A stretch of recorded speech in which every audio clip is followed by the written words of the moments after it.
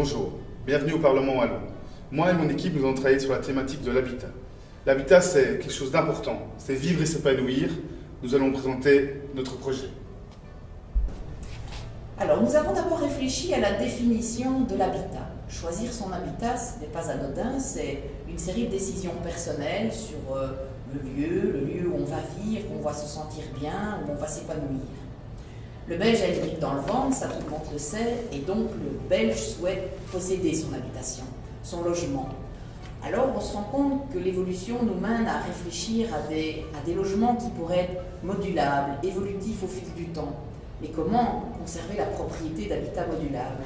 Un habitat connecté aussi à son économie. Mais nous y avons ajouté une dimension qui est celle de la rencontre, une dimension qui est celle du partage, partager des biens, partager des services, s'entraider au sein d'un quartier. Et donc nous avons réfléchi à l'élaboration d'un outil qui permettrait d'organiser et de réaliser en fait ces connexions entre les habitants d'un quartier et donc qui pourrait aussi faire évoluer nos propres perceptions de l'être, de l'avoir et de la rencontre au sein d'un quartier.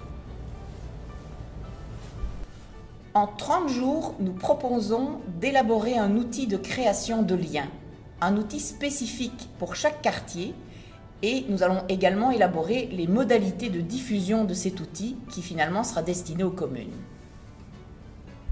On a réfléchi, on a couru, on a phosphoré, on a co-créé pour au final montrer les 4 étapes suivantes. Nous proposons de démarcher 3 communes de nature très différentes, car la réalité en commune rurale ou en centre-ville est totalement différente.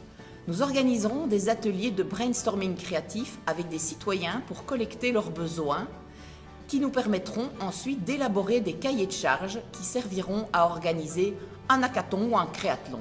L'objectif est d'arriver à créer une application qui permettrait donc aux citoyens de partager des services entre eux. Et tout ce que nous devons organiser également, c'est comment les citoyens vont s'approprier et utiliser cette application.